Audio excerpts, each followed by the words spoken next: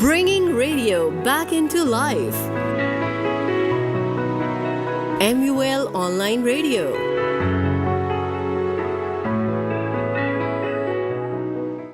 बिस्मिल्लाहिर्रहमानिर्रहीम नहमदुहु व नसल्ली अला रसूलिहिल करीम।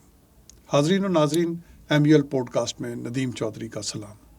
आज हमारी मेहमान शख्सियत है मोहतरम जनाब चौधरी मुनव्वर अंजम साहब, जो किसी तारुफ के मोहताज नहीं है।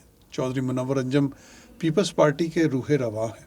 भुट्टो की फ़िक्र को लेके आगे चलने वाले और एक तवील अरसा मोहतरमा बेनज़ीर भुट्टो के दस्ते रास्त रहे हैं। उनके तर्जुमान, उनके मीडिया सेल के ऑर्गेनाइज़र, और ये एक ऐसी शख्सियत हैं जो अपनी ज़ात में एक अंजुमन है। अगर देखा जाए तो ये बेहतरीन लिखारी भी हैं, कॉलम भी लिखते हैं, गुफ्तगू भी बहुत अच्छी करते हैं, कामयाब बिजनेसमैन हैं और बेहतरीन सियासतदान भी हैं। मनन जाने मरंज शख्सियत है।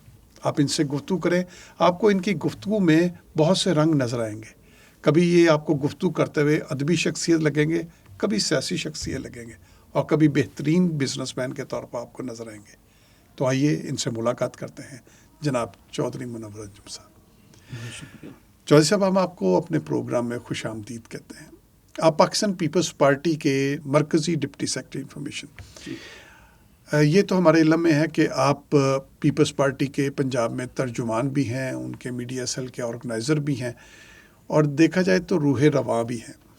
तो आप की सियासत के ऊपर नज़र भी बहुत गहरी है। आप बेहतरीन इकोनॉमिस्ट भी हैं, आपकी मईशत के ऊपर भी बहुत अच्छी नज़र है। आप इंजीनियर हैं, तो आप इंडस्ट्री को भी बहुत अच्छे तरीके से समझते भी हैं। आज हम आपसे सवाल करना चाहेंगे कि ये बताइए, सबसे पहले आप इस सियासत में, आप एक इंजीनियर थे और आप एक इंडस्ट्रियलिस्ट के तौर पे भी काम कर सकते थे, आप बिजनेसमैन के, आप सियासत के इस झंझट में कैसे आ गए? बहुत शुक्रिया नदीम चौधरी साहब, आपके साथ हमारा बहुत पुराना तल्लक, दोस्ती भी, और हमारा ऐसा तल्लक है जिस पे कोई लालच और मकसद नहीं है, बस हम बिल्कुल एक दूसरे का इत्मीनान हम लोगों ने लिया हुआ है। ऐसे बिल्कुल ऐसे। बड़ा अच्छा आपने सवाल किया है, ये अक्सर दोस्त करते भी हैं।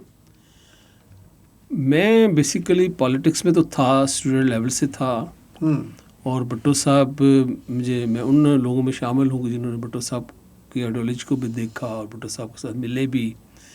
और गवर्नर हाउस में शेख रशीद साहब थे उस वक्त हमारे पंजाब के सदर, जिन्होंने भुट्टो साहब के साथ मेरी मुलाकात भी कराई।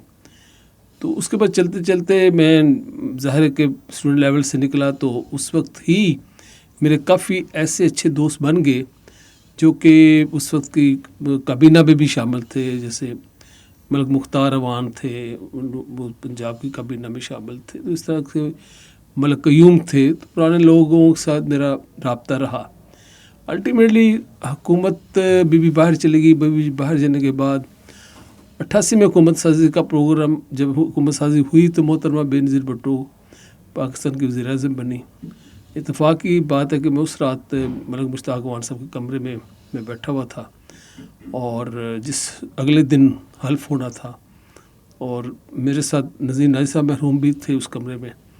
तो हम पाकिस्तान की पॉलिटिक्स ही डिस्कस करते रहे, और टेलीफोन आ गया कि जी आप कल हल्फ उठा रहे थे। मलिक मुश्ताक अवान साहब ने फिर फेडरल मिनिस्टर का हल्फ उठाया। बात चलती गई, मैं अपने काम में लग गया, और बीबी की हुकूमत चली जाती 90 में, और जब 90 में जाती है तो फिर मैं थोड़ा सा एक्टिव हो गया कि यार बीबी को अकेला नहीं छोड़ना चाहिए। तो 90 से लेके अगली हुकूमत तक, फिर जब यहाँ पे बीबी के ख़िलाफ़ काफ़ी कुछ चला तो काउंटर बीबी करता रहा थोड़ा बहुत। सुख में इतना एक्टिव नहीं था, लेकिन ये था कि कयूम निज़ामी साहब क्योंकि उस वक्त इंफॉर्मेशन विंग को देख रहे थे, और फिर बाद में उन्होंने भी देखा, क्या हमारे सलमान तसीर साहब ने भी, तो मैं उनके साथ चलता। तो वाकई यही बात हुई कि 93 की हुकूमत आ गई। 93 की हुकूमत आई और उसके बाद 96 में चली गई। तो मैं, मलिक मुश्ताक अवान साहब उस वक्त प्रेसिडेंट पंजाब के थे, तो मुझे कहते कि यार बीबी को मिलने चल रहा है तो तुम भी मेरे साथ चलो। तो उस दौरान से पहले मलिक मुश्ताक अवान साहब का जो पंजाब सेक्रेटरी था ना, वो मैं संभाल रहा था। اور میں بی بی کو رپورٹس جو بھیجتا تھا تو بی بی بڑی خوش ہوئی. تو مجھے نا وہ رپورٹس پہ بی بی نے کہا کہ منور آپ بڑا اچھی رپورٹس بھیجتے ہو، تو آپ ایک کام کرو، فیکس رول بہت لگتا ہے تو آپ جو ہے ایک سمری بنا کے بھیجا کرو. تو میں نے کہا ٹھیک ہے. تو یہ بات ابھی چل ہی رہی تھی، تو میں وہ 96 نومبر کا مہینہ تھا گلزار ہاؤس میں، تو مجھے کہتی کہ مجھے آپ کی ضرورت ہے پنجاب میں میڈیا میں. میں کہا بی بی میں تو ایک انجینئر بندہ ہوں، میں میڈیا میں میں کیا کروں گا. انہوں نے کہا نہیں آپ مجھے پتہ آپ میڈیا میں اچھے پرفارم کرو گے. بہرحال جی بی بی کو اب میں انکار نہ کر سکا. وہ انکار نہ کرنے کی وجہ سے پھر مجھے کافی فیس کرنا پڑا، فائنینشیل بھی فیس کرنے پڑے، کیونکہ کمپنی تو ظاہر ہے کہ پھر ایک کام ہی ہو سکتا تھا. پھر بی بی کے ساتھ بھی ایسا اٹیچ ہوا کہ الیکشن جو ہے 97 کے وہ آگے، اس میں بی بی نے مجھے انچارج بنا دیا اپنی کمپین کے ساتھ کہ آپ میرے ساتھ ہیلی کاپٹر پہ جاؤ گے. تو بی بی کے پورے پنجاب کا میں نے جو ہے نا وہ ہیلی کاپٹر پہ ٹور کیا اور موبلائزیشن کی. اور بی بی نے پھر 97 جب 4 اپریل آئی تو میٹنگ ہوئی وہاں پہ ایک نوڈیرو میں. تو بی بی نے انفارمیشن سیکرٹری مجھے بنا دیا لاہور کا. لاہور کا سیکرٹری بڑا امپورٹنٹ ہوتا ہے کیونکہ وہ مین لاہور ہی ہوتا ہے. تو سارے کیونکہ نیشنل نیوز پیپر بھی لاہور سے چپتے ہیں. سمجھ لیں وہ لاہور نہیں ہے، وہ پورے پنجاب کو پورا پنجاب ہی ہے، پورا پنجاب ہی. تو مجھے برادر ساتھ مجھے انہوں نے اپنا لے لیا media spokesperson, media adviser کے طور پر. تو میں ان کے ساتھ پھر کام کرتا رہا. اللہ کا شکر ہے پھر بڑا بی بی نے جو کام دیا پھر بی بی نے مجھے بڑا انوالو کیا. میرے خیال میں 10-12 سال محترمہ بے نظیر میں ان سے 96 سے لے کے ان کے آخری شہادت کے آخری دن تک، آخری لمحے تک، یعنی کہ 10 سال کے، ہاں 10 سال. سو انہوں نے انفارمیشن سیکرٹری کے طور پہ بھی میرا لانگسٹ پیریڈ ہے. پورے پیپلز پارٹی ہسٹری میں اتنا لمبا پیریڈ نہیں ہے. میں نے 9 سال انفارمیشن سیکرٹری لاہور کے گزارے. اچھا، آپ کی بڑی نظر رہی محترمہ بے نظیر بھٹو کی حکومت کو بھی آپ نے دیکھا، ماشاء اللہ بھی دیکھا آپ نے جنرل مشرف کا. اس کے بعد پھر دوبارہ پیپلز پارٹی کی حکومت آئی، آپ ان کا حصہ رہے، آپ ان کی فیڈرل بورڈ کی، ان کی باڈی کا بھی حصہ ہے، اس وقت بھی ہیں. تو یہ بتائیے اب آگے جو حکومت بنی ہے اس میں پیپلز پارٹی اور نون لیگ نے مل کے یہ حکومت بنائی. پاکستان کے جو یہ معاشی حالات ہیں، سیاست پہ تو ہم نے کر لی، معیشت کے اوپر بات کرتے ہیں کہ پاکستان اس معیشت کے خراب معیشت کی وجوہات کیا ہیں اور ان خراب معیشت کو ہم کس طرح سے ٹھیک کر سکتے ہیں. آپ کی سجیشن کیا ہے اور آپ کے پاس کوئی فارمولہ ہے کہ اس ملک کو ترقی کی راہ پہ کیسے گامزن کیا جا سکتا ہے؟ جو اس سے بڑی اچھی بات آپ نے کی ہے. جو معاشی استحکام ہے وہ سیاسی استحکام میں پوشیدہ ہے. جب تک ملک میں سیاسی استحکام نہیں ہوگا معاشی استحکام نہیں آ سکتا. آپ نے دیکھا ہے کہ جمہوریت کو جو آگے بڑھنے نہیں دیا گیا. میں تو بی بی کو سلوٹ کرتے ہیں ہم لوگ کہ بڑے کم لوگوں کو پتہ ہے، کیونکہ میں ڈائلاگ پروسیس کا حصہ ہوں انٹرنیشنل کمیونٹی کے ساتھ بھی. میں نے نواز شریف کے ساتھ صلح بھی کرائی ہوئی ہے جدہ جا کے، اور 2004 مارچ میں. اور وہی ایک ٹرننگ پوائنٹ تھا. تو مجھے مشاہد حسین صاحب نے کہا کہ یار تم نے پوری قافلے کو وقت میں ڈال دیا. سو بات یہ ہے کہ وہ جو میری اس کا انیشیٹو تھا اور میری اس میں ہیلپ اس نے کی تھی خواجہ سعد رفیق صاحب نے. سو ہم نے یہ مل کے ان کی گلے شکوے دور کیے. بڑے میاں صاحب بھی اس میٹنگ میں موجود تھے، سہیل ضیاء بٹ بھی موجود تھا. تو میاں نواز شریف صاحب کے گلے تھے وہ میں نے ان سے دور کیا، ایک 10 پوائنٹ ایجنڈا بنایا. وہ جو الٹیمیٹلی پھر بعد میں میثاق جمہوریت بنا 2006 میں 2 سال لگے تھے اسے میثاق جمہوریت کو سائن ہونے میں. سو بات یہ ہے کہ معاشی حالات تو آپ کے خراب ہونے تھے کہ آپ آپ نے ایوب کا معاشرہ دیکھا، آپ نے یحییٰ کا معاشرہ دیکھا، آپ نے ضیاء الحق کا معاشرہ دیکھا، مشرف کا معاشرہ دیکھا. کبھی بھی جو معاشرہ ہے نا، یہ کبھی بھی آپ کی یہ آرٹیفیشل اکانومی کو دکھا دیتے ہیں، لیکن یہ کبھی آپ کی ترقی کا راستہ نہیں کھولتے. کیونکہ وہ ترقی کا راستہ سیاسی لوگوں نے جنہوں نے جواب دینا ہوتا ہے عوام میں جا کے، یہ وہی دکھاتے ہیں. اور میں سمجھتا ہوں کہ اس وقت پیپلز پارٹی کا پروگرام ہے، وہ ہے، کیوں نہیں ہے، ہمارے پاس ہے. ہم سمجھتے ہیں کہ ہمارے پاس جتنے قابل لوگ ہیں کسی اور جماعت میں نہیں ہیں. اور اس وقت جو کٹھے انہوں نے حکومت سازی کر رہے ہیں اور جو کہ انشاءاللہ 9 تاریخ کو پریزیڈنٹ آصف علی زرداری بھی الیکٹ ہو جائیں گے، تو میں سمجھتا ہوں کہ یہ بڑا اچھا کر رہے ہیں.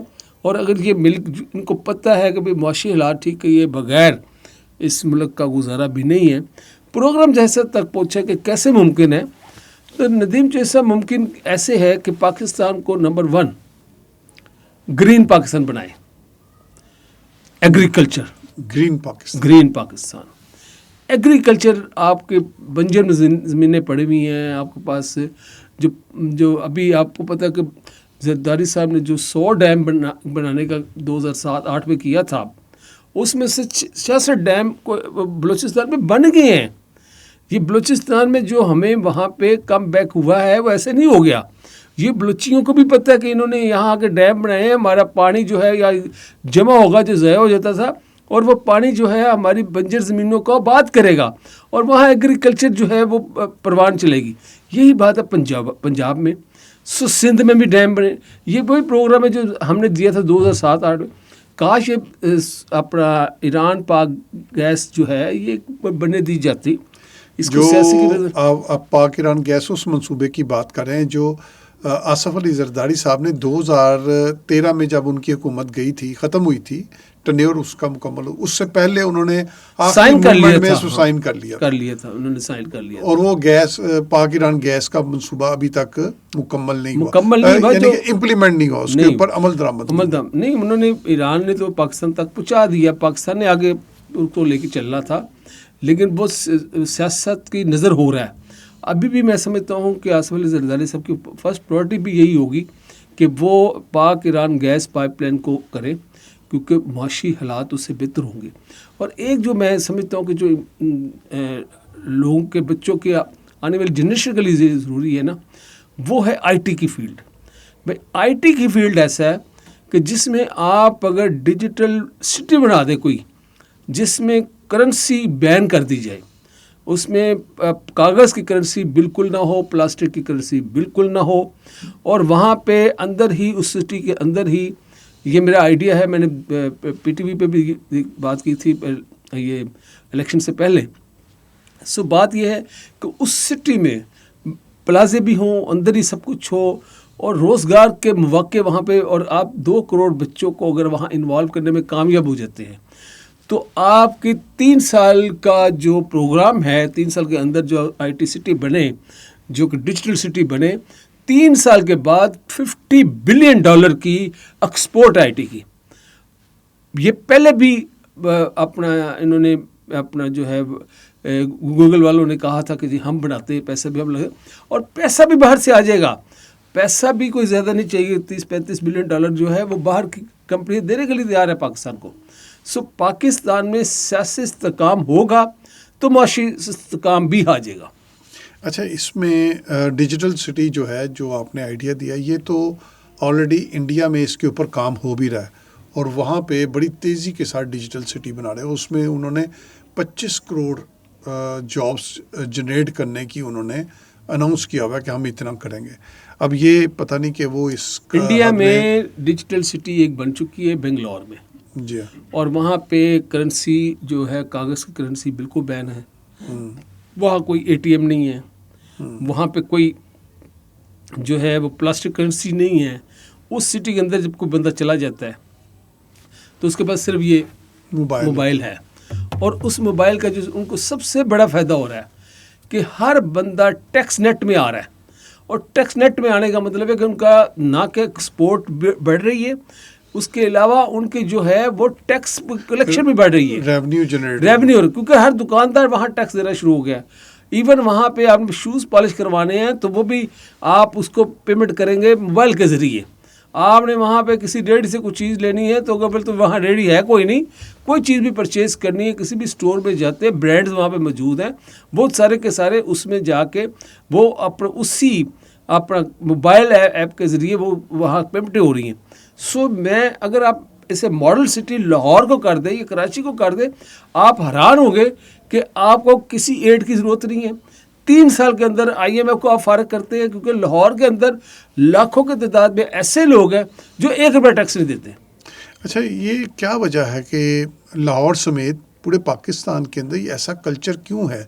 بلکہ جو لوگ کما رہے ہیں ایک تو ہے ملازم پیشہ طبقہ، اس کی تو تنخواہوں سے ویسے ہی ٹیکس نکل جاتا ہے، لیکن جو بزنس مین لوگ ہیں، جو تاجر پیشہ لوگ ہیں، جو سرمایہ دار ہیں، جو ایلیٹ کلاس ہے، یہ ٹیکس نیٹ میں بہت کم ہے. اگر ٹیکس نیٹ میں آتے بھی ہیں تو ان کی ٹیکس چوری بہت زیادہ ہے.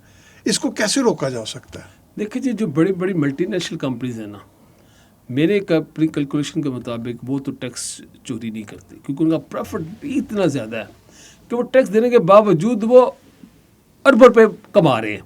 مثال کے طور پر میں ایک بینک کا پروفٹ میں لگا دیتا ہوں کہ بینک کا پروفٹ آفٹر ٹیکس، چھوٹے سے بینک کا پروفٹ کو 2 سے 2.5 ارب روپیہ سال کا ہے، تو اسے کیا ضرورت ہے؟ اور پھر وہ اس کی وائٹ منی وہ باہر بھی لے جا سکتا ہے. سو اس لیے وہ یہ جو زیادہ لوگ ہیں نا، وہ لوگ بیٹھے ہوئے ہیں. شاید ہم نے بھی ایک دفعہ آپریشن کیا تھا، لبرٹی مارکیٹ والے لوگ ہیں جو کہ شالمی والے لوگ ہیں، دکاندار اور تاجروں کی بات ہے. یہ لوگ نہیں آنا چاہتے ٹیکس نیٹ میں، حالانکہ یہ اربوں روپے کی ٹریڈ ہو رہی ہے، اربوں روپے کی روزانہ کی ٹریڈ ہے. تو آپ کا نظام اگر کام کرے تو ان کو ٹیکس نیٹ میں لایا جا سکتا ہے. سر مافیا، یہ مافیاز ہیں ہر جگہ پہ مافیا. وہ مافیا جو ہے نا، وہ آپ کے جو ہے نا قانون عمل درآمد نہیں کرتا. اس مافیا کو ہونا چاہیے ختم. چاہے وہ کسی بھی جگہ بیٹھا ہوا ہے نا مافیا، چاہے وہ اپنا دکانداروں میں بیٹھا ہے، چاہے وہ انڈسٹری میں بیٹھا ہے، چاہے وہ گورنمنٹ آفیسرز میں بیٹھا ہے، چاہے وہ انکم ٹیکس میں بیٹھا ہے. یہ جب تک مافیا ہمارے ملک میں ختم نہیں ہوں گے، ان کے خلاف آپریشن آپ لوگ شروع کر لیں. مافیا کو آپ سائڈ لائن کر دیں، آپ لوگوں کو پتہ ہوگا کہ ہم نے ٹیکس دینا.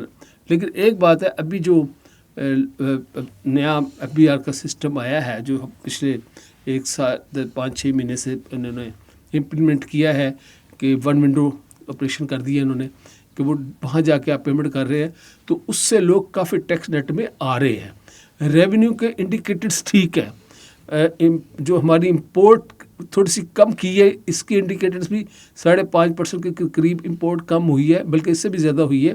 اور سب سے امپورٹنٹ ہے اسمگلنگ رکی ہے. یہ 3-4 چیزیں ہیں. اور پھر ایکسپورٹ کو انکریز کیا جائے. ایکسپورٹ ہماری کم ہوئی، اس میں کوئی شک نہیں ہے، لیکن اگر ہم تھوڑی سی محنت کریں تو ایکسپورٹ کو انکریز کر دیں، سافٹ ویئر ایکسپورٹ کو انکریز کر دیں، ٹیکسٹائل انڈسٹری کو انکریز کر دیں، امپورٹ کو کم. اب آپ دیکھیں کہ میرے گھر میں ایک کمرے میں بیٹھا ہوں، بلب بھی چائنا کا ہے، AC بھی چائنا کا ہے، وہاں پہ جو ہم چیزیں استعمال کر رہے ہیں وہ سب کچھ چائنا کی ہے. ٹیبل، برتن، چمچہ، سو امپورٹ ہے نا. میں چائنا کا لفظ نہیں لینا چاہتا، لیکن امپورٹ ہے. آپ امپورٹ کو جتنا کم کریں گے، اس سے تو آپ کی امپورٹ اور ایکسپورٹ کا بیلنس نہیں ہو رہا. اچھا، امپورٹ اور ایکسپورٹ کا بیلنس کیسے؟ اب آپ ڈپینڈ کر رہے ہیں کس کے اوپر؟ جو آپ کا ریونیو، جو آپ کو اوورسیز پاکستانی پیسہ بھیجتے ہیں، آپ اس پہ ڈپینڈ کر رہے ہیں. اس پہ ڈپینڈ نہیں کرنا، وہ پیسہ تو آپ کی لک ہے کہ آپ کے پاس آ رہا ہے. ہاں، بلاول بھٹو زرداری صاحب نے ایک کام کیا ہے، وہ یہ کہ جاپان گئے تھے as a foreign minister. Japan کی لسٹ میں پاکستان کا نام نہیں تھا، اور وہ لسٹ میں انہوں نے نام ڈلوایا کہ جو ان کو اپنا مین پاور چاہیے وہ پاکستان سے بھی لے، ورنہ انڈیا، بنگلہ دیش. کیونکہ اس وقت جاپان میں ینگ لوگ جو ہے ان کو چاہیے، ہر فیلڈ میں چاہیے. 3 لاکھ جابس آنے والی ہیں. کوریا کو چاہیے، وہاں پہ بہت زیادہ. اور یہ آپ کی جو مین پاور کی ایکسپورٹ ہے، اور وہاں سے پیسہ، کیونکہ ہر بندہ جب جائے گا اس نے اپنے گھر والوں کو پیسہ تو بھیجنے ہیں، انہوں نے اپنے پیسے تو ان کے گھر والوں کے پاس آئیں گے. تو اس سے کیا آپ کا جو ہے وہ آپ کا فارن کرنسی انکریز ہوگا. تو پاکستان کی فارن کرنسی انکریز ہوگی، آپ کے ریزروز بہتر ہوں گے، آپ کی چیزیں بہتر ہوں گی. اب آپ کا جو ہے یہ امپورٹ جو کر رہے ہیں آپ لوگ پیٹرول، اس کی امپورٹ کم کریں، لوکل وسائل کا استعمال کریں.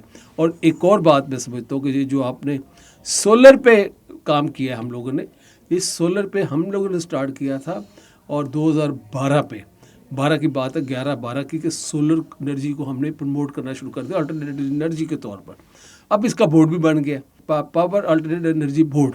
سو اس کے تحت آپ سولر لگانا شروع ہو گئے، جس سے آپ کی جو ہے آپ کی جو آپ کا پیٹرول اور ڈیزل یوز ہو رہا ہے اپنا وابڈا میں، اور وہ اس کی ریٹس بڑھے ہوئے ہیں، وہ ان کو ریوزٹ کرنا چاہیے. اور بجلی کا ریلیف جو ہے وہ پیپلز پارٹی نے کہہ دی کہ ہم 300 یونٹ تک جو ہے وہ ہم ریلیف دیں گے. اور انشاءاللہ ہم دیں گے. ہماری پرائورٹی جو ہے نا وہ سب سے پہلی پرائورٹی کیا ہے؟ Education, health. جو ہے اس وقت 2 کروڑ بچے اسکولوں میں نہیں جا رہے. ہم چاہتے ہیں کہ وہ سب کے سب اسکولوں میں جائیں, اور میں سلوٹ کرتا ہوں ان سب لوگوں کو جو کہ ایجوکیشن جو ہے وہ اپنا دے رہے ہیں اسٹوڈنٹس کو. یونیورسٹیوں کو, جو چارٹرڈ یونیورسٹی ہیں اور جو کالج ٹیکنیکل کالجز بنے, ٹیکنیکل کالج جو ہے نا وہ بنانے کی بہت اشد ضرورت ہے. پنجاب میں سب سے بڑا پرائیویٹ سیکٹر میں جو اسکول سسٹمز ہیں, سب سے بڑا نیٹ ورک منہاج القرآن کا ہے. شیخ الاسلام ڈاکٹر طاہر القادری نے منہاج ایجوکیشن سوسائٹی کے پلیٹ فارم سے تقریباً 750 اسکول پورے پنجاب میں انٹروڈیوس کریں, جو بہت کم فیس کے اوپر کام کریں. ہمارے پروگرام کا وقت ختم ہوتا جا رہا ہے. آپ نے بڑے خوبصورت انداز میں پاکستان کے سولوشنز بتائے کہ پاکستان کو گرین سٹی ہونا چاہیے. پاکستان کی آپ نے آئی ٹی سٹی کا بھی آئیڈیا دیا, اور اس کے بعد آپ نے ایجوکیشن اور ہیلتھ کا بھی ذکر کیا. تو یہ میرا آخری سوال ہے, اس کے بعد پھر میں آپ سے ایک پیغام لوں گا اپنے اسٹوڈنٹس کے نام. تو میرا یہ سوال یہ ہے کہ پاکستان کی ترقی یا پوری دنیا میں وہ انرجی سے وابستہ ہے. پاکستان میں اس وقت جو یونٹ کی قیمت ہے وہ قریباً 54 روپے کے قریب جا چکی ہے, جبکہ ہمارے پڑوسی ملک میں جو ہمارے ساتھ ہی آزاد ہوا تھا انڈیا, وہاں پہ 2 روپے 30 پیسے ہے. تو یہ اتنا بڑا گیپ ہے. جب تک انرجی کرائسس رہے گا تو اس طرح ملک کیسے ترقی کر سکتا ہے؟ آپ ایک تو اس کے اوپر روشنی ڈالیے, اور اس کے بعد پھر اپنا ایک پیغام اسٹوڈنٹ کے نام دیجیے گا. میں سمجھتا ہوں چودھری صاحب, اس ملک میں نا سیاست بہت ہوئی ہے, اور سیاست جو ہوئی ہے نا اس میں کردار آپ کو پتہ کن لوگوں کا ہے.